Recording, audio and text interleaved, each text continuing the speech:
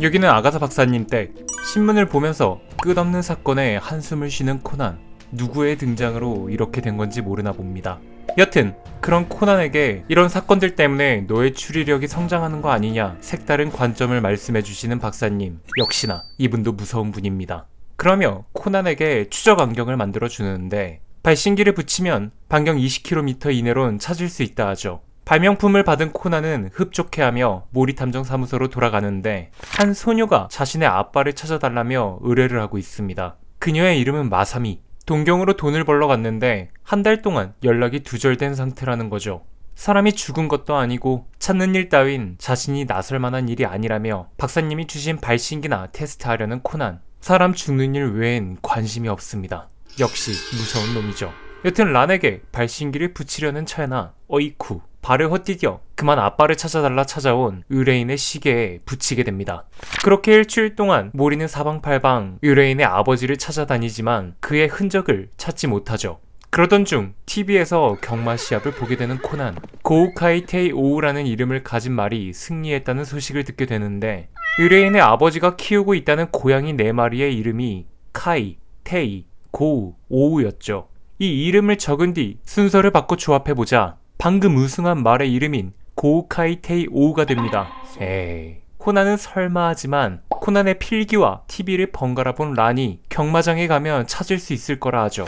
그렇게 경마장에 간 코난 일행. 모리와 코난은 추리라는 게 그렇게 단순한 게 아니라며 이런 곳에 있을 리 없다 확신하는데 란이 의뢰인의 아버지를 발견합니다. 란은 달려가 붙잡으려 하지만 모리는 실종됐던 사람이기에 미행을 해 거주지를 알아내야 한다 하죠. 혹시나 아버지가 딸을 피하고 있는 걸 수도 있기 때문입니다.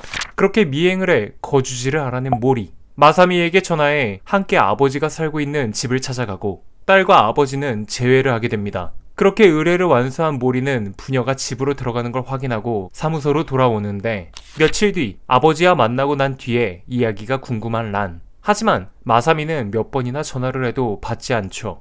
이때 아버지가 또 도망친 게 아닐까? 농담을 던져보는 코난. 그런데 분위기가 싸해지고 불안해진 란은 그녀를 만나봐야겠다며 마사미 아버지의 아파트로 찾아갑니다. 그리고 집주인으로부터 마사미의 아버지인 히로타 씨가 살해당했다는 사실을 알게 되죠. 놀란 모리는 그의 딸 마사미의 행방을 묻는데 집주인 아주머니는 그에게 딸이 있었다는 사실은 금시초문이고 만약에 같이 있었다면 그 딸도 봉변을 당하지 않았겠냐 합니다. 자살이 아닌 살인사건이었기 때문이죠. 이 말을 들은 모리는 경찰서로 향하고 메구레 반장님과 얘기를 나눠봅니다. 히로타는 100% 타살이라 하죠. 누군가 목을 졸라 사망시킨 뒤 천장에 매달았다 합니다. 피해자 방에서 감 나가는 건 모조리 없어졌기에 금품을 노린 범죄 같다 하죠. 그리고 범인은 상당한 거구일 거라 말합니다. 목을 줄은 손자국이 굉장히 컸다 하죠. 추가로 현장엔 안경 하나가 떨어져 있었다 보여주는데 마사미가 쓰고 있던 안경입니다. 메구레는 이게 만약 모리가 찾고 있던 의뢰인의 안경이라면 지금 굉장히 위험한 상태일 거라 하죠. 정보를 얻고 집으로 돌아가는 모리 일행. 라는 마사미가 불쌍하다 눈물을 흘리고 코난은 어떻게 해야 마사미를 찾을 수 있을까 고민하는데 마사미가 왔던 날 실수로 그녀의 시계에 발신기를 붙인 게 생각이 납니다. 모리와 란을 먼저 보내고 추적 안경을 켜 마사미의 위치를 확인해보는 코난. 그리고 3km 반경에서 움직이고 있는 마사미의 위치를 확인하죠. 움직이고 있는 걸 보아 아직 살아있을 가능성이 높습니다. 코난은 재빨리 발신기를 보며 그녀가 있는 곳을 향해 달리고 그렇게 도착한 곳이 성인 오락실? 마사미와 어울리지 않는 곳을 가리키는 발신기의 위치. 설상가상 추적 안경 배터리도 끝이나 하는 수 없이 성인 오락실을 둘러보죠. 수색하며 덩치 큰 남자와 부딪히기도 하고 게임하는 사람들의 정신을 나가게 해 결국 쫓겨납니다. 그렇게 아무런 수학 없이 탐정사무소로 돌아오는데 란이 창문을 보더니 수상한 사람이 있다 말하죠. 모리와 코난도 창문에서 란이 지목한 사람을 보곤 히로타의 아파트에서 본 거구의 남자임을 알아챕니다. 이 사실을 말해주자 분노한 란은 2층에서 가볍게 점프, 차 유리를 박살내며 훔쳐보던 남자를 붙잡죠. 뒤늦게 모리도 달려와 멱살을 잡곤 정체가 뭐냐 묻는데 내 놈과 같은 탐정이라 합니다. 덩치 큰 한 남자로부터 히로타를 찾아달라는 의뢰를 받았다 하죠. 그러며 사진을 보여주는데 코난이 오락실에서 부딪혔던 남자입니다. 그는 히로타를 찾던 중 모리가 자신과 같은 의뢰를 받았다는 사실을 알게 되죠. 그런데 이상한 점이 있다 합니다. 자신이 의뢰한 남자는 하나밖에 없는 혈육인 형을 찾아달라 했다는 거죠. 분명 마사미가 모리에게 의뢰했을 땐 아버지에겐 가족이 없다 말했었습니다. 즉, 둘 중에 한 명이 거짓을 말하고 있다는 거죠.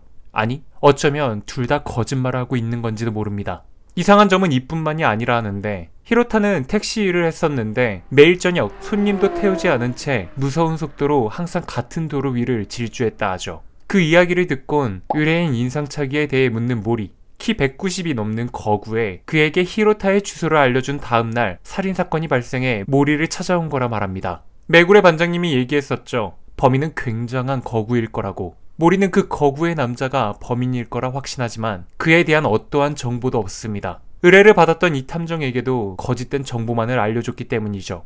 이때 코난이 이 거구의 남자의 위치를 안다 말해줍니다. 학교에서 오는 길에 받다 둘러대죠. 그리곤 충전해 놓은 안경을 켜고 택시에 올라타 발신기가 가리키는 곳을 안내해 주는데 한 호텔 앞에 도착. 하지만 아까부터 움직이지 않는 발신기를 보며 불안해진 코난은 서둘러 로비로 가 사진을 보여주고 거구의 남성이 몇 호인지를 알아냅니다. 엘리베이터를 기다리는 코난 일행. 엘리베이터의 문이 열리고 급하게 들어가려다 한 여성과 부딪히죠. 짐가방이 떨어져 정리를 도와주곤 서둘러 거구의 남자가 있다는 802호실에 도착. 조심스럽게 문을 열어보는데 이럴 수가, 거구의 남자가 쓰러져 있습니다. 코난은 재빨리 다가가 거구의 남자를 살펴보지만 이미 죽어있죠. 청산 가리가 든 음료를 먹고 사망한 것으로 추정. 그런데 그의 손목엔 마사미에게 있어야 할 시계를 차고 있습니다. 그리고 그 방 주위엔 이상하게도 빈 가방이 너무나도 많죠. 코난은 지금까지 모은 단서를 종합해 보는데 같은 사람을 찾으면서 서로 다른 이야기를 하는 두 사람.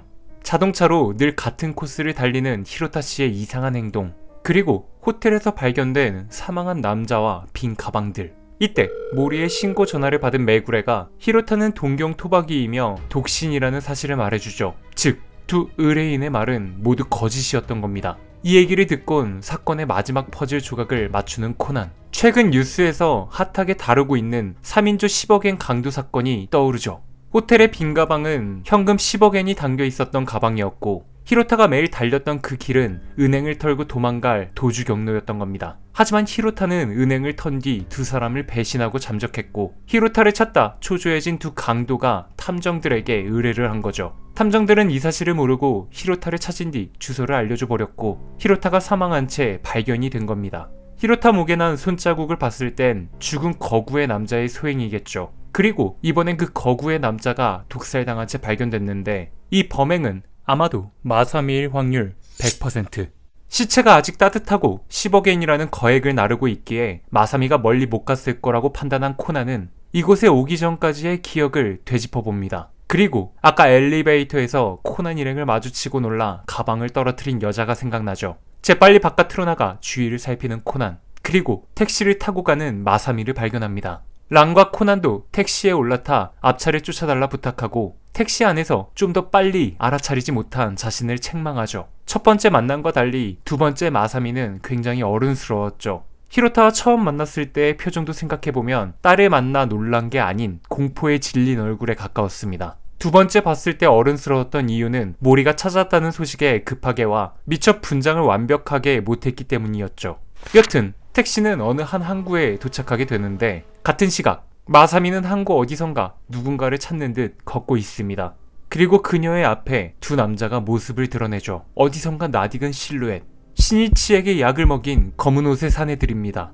그들은 마사미에게 아케미라 부르며 수고했다 말하죠. 그럼 그들에게 내 놈들이 수면제라 말한 약을 먹이자 거구의 남자가 피를 토하며 죽었는데 이게 어떻게 된 거냐 묻고 이 질문을 받은 검은 코트의 남자는 그게 우리 조직의 처리 방식이라 말하며 돈가방을 넘기라 합니다. 하지만 자신의 여동생을 조직에서 풀어줘야 넘기겠다는 아케미. 이 말에 내 놈과는 다르게 너의 여동생은 조직에서 쓸모가 있다 말하며 그럴 수 없다 하죠. 표정과 말투를 보아하니 처음부터 조직은 그녀의 동생을 내어줄 생각이 없었던 것 같습니다. 마지막 기회라 말하며 다시 한번 돈이 어딨냐 묻는 남자.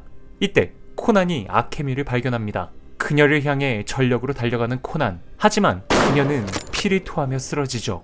그리고 이미 검은 옷의 남자들은 사라지고 없습니다. 코난은 뒤따라온 란에게 구급차와 모리를 부르라 하곤 아케미의 상태를 살펴보는데 이미 가망이 없습니다. 아케미는 코난에게 어떻게 이곳을 찾아왔냐 묻죠. 코난은 아케미의 상태를 보고 솔직하게 답해줍니다. 처음 탐정사무소에 왔을 때 실수로 발신기를 시계에 붙였고 지금까지 일어난 일들을 추리해 오게 된 거라 말하는 코난. 이 말을 들은 아케미는 대체 넌 정체가 뭐냐 묻죠. 신이치. 코난은 아케미에게 자신을 코난이 아닌 신이치라 말해줍니다. 곧 죽을 걸 알고 있었기 때문이겠죠.